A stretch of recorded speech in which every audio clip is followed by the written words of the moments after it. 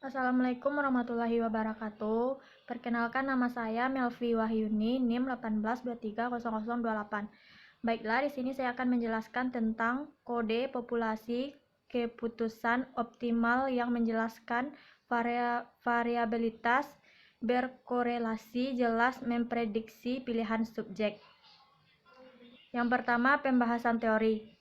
Ketika keputusan didasarkan pada bukti sensorik, keputusan sinyal terkait berevolusi melintasi konteks sensorik dan frontoparik, keterlibatan neuron tunggal dalam proses pengambilan keputusan biasanya dipelajari dalam hal indeks probabilitas pilihan, CV, ukuran konvariat asli antara aktivitas laju penembakan neuron dan aktivitas subjek pilihan. Oleh karena itu, jika seseorang ingin memecahkan kode pilihan perilaku, pengukuran yang relevan harus berasal dari variabel populasi yang dibangun dari speaking aktivitas beberapa kumpulan neuron. Untuk memahami bagaimana keputusan muncul, pertama kita harus mendefinisikan langkah-langkah yang tepat untuk mengukur bagaimana aktivitas populasi bervariasi dengan perilaku. Yang kedua, kasus yang dibahas.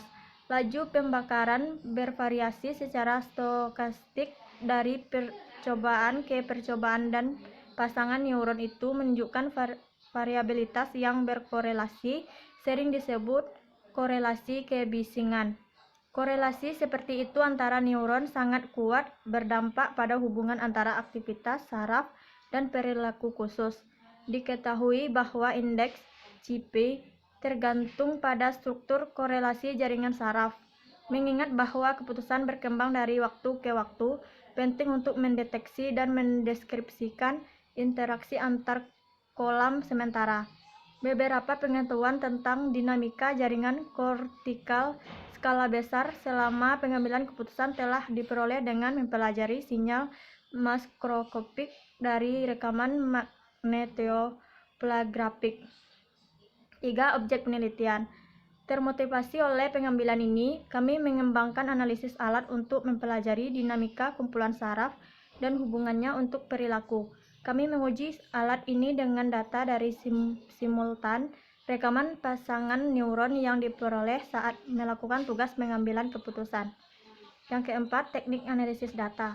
Secara khusus, pertama kami telah memperluas konsep indeks CP yang secara tradisional mengacu pada neuron tunggal untuk menentukan ukuran konvariasi antara perilaku dan laju pembakaran dari dua atau lebih banyak neuron.